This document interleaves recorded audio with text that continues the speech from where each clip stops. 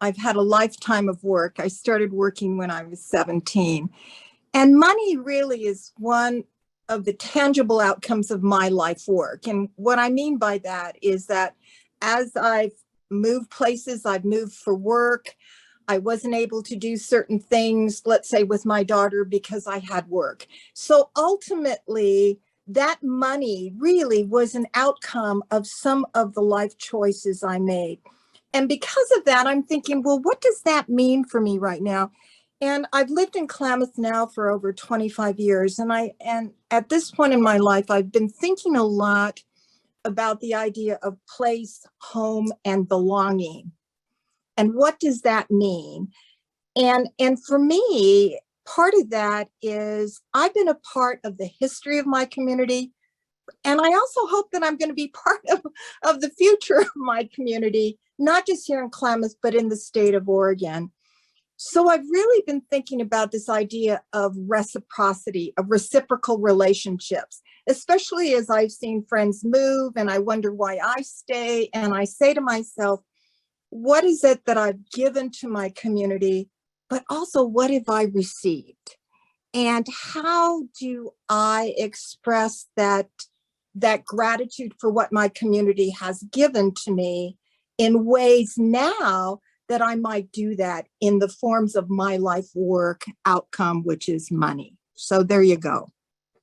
Well, thank you for that. And next, if you could please tell us a little bit about your OCF fund, what it will support, and how the interest areas you've chosen for your fund reflect your values and passions in life. Well, first I have to say this is sort of aspirational goals, right? That they may change, but I realize that, and I'm sure I'm not the only one, but I've talked a little bit about community, but I belong to a community bigger than just humans in my mind. And what does that mean for me? I live 10 minutes from being able to be in the lake and kayak. And there is something amazing in this time of the year where you see Canadian geese laying their eggs. I live on the Pacific Flyway. So as I paddle on the lake, I can literally hear the wings of the pelicans above me. That's part of my community too.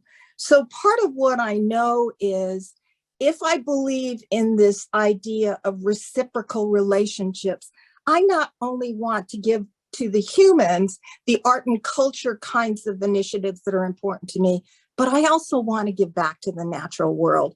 So I think that has been part of my thinking of where I want to give, again, any donation I make, and that's a reflection of my values and really the passion of my current life. Now that may change, but at this point, like I said, these are sort of aspirational kinds of goals and feelings for myself. Well, Gail, your photographs of birds from your kayak are spectacular. And if your interests do change, OCF will be ready to change right along with you.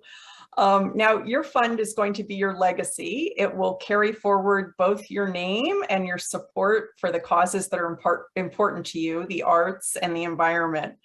But it's not only your legacy, you're involving your daughter too, by including the name you chose for your fund, including her name, the Gail and Alicia Yamasaki Family Fund, and by naming her as an advisor on your fund. Can you tell us a bit about the conversations you had with your daughter when you were creating the fund? And what are you hoping to leave her besides money?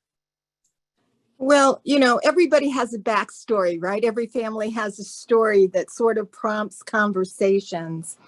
And as I shared earlier, what I really would love her to have is a legacy of gratitude and that idea of reciprocal relationships. Given our experience in our own family, and like I said, each family has their own story. My daughter has been a 2-time transplant recipient, once when she was 10 and another when she was 30. So if we stand back, and she has her own story to share, but certainly I do too, as I've been part of this, that how can you even begin to explain that ultimate kind of giving that unconditional giving of donation of an organ that really gives life to, in this case, my child. So I think we both have experienced firsthand what it means to be in a reciprocal relationship. And at some point in our lives, that it's not just about I as an individual and what I have done and what I contribute. It really means much more than that. It's now all of a sudden we're part of a we, right? We're part of a community. And so what does that mean in terms of our sense of contribution? And I don't know if legacy is the right word, but the expression of that gratitude now that my life includes a community, my life includes a we.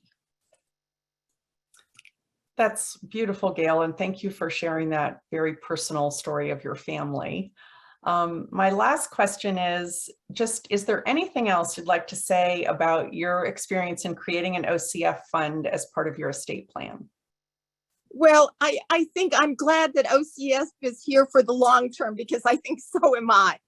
And one of the things I have to say that I've appreciated is that OCF has made it easy for me, has given me space to be able to think about these things that are important to me, about my own life work and what I might want to give, because certainly I have a history of donations, but what does this really mean to go deeper and have it guided by my own values and where I am and what's important to me specifically, not necessarily the agenda of the nonprofit, which I would hope would be complementary.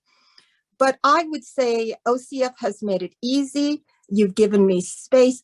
But more importantly, I think that OCF has also over time held this space open for me.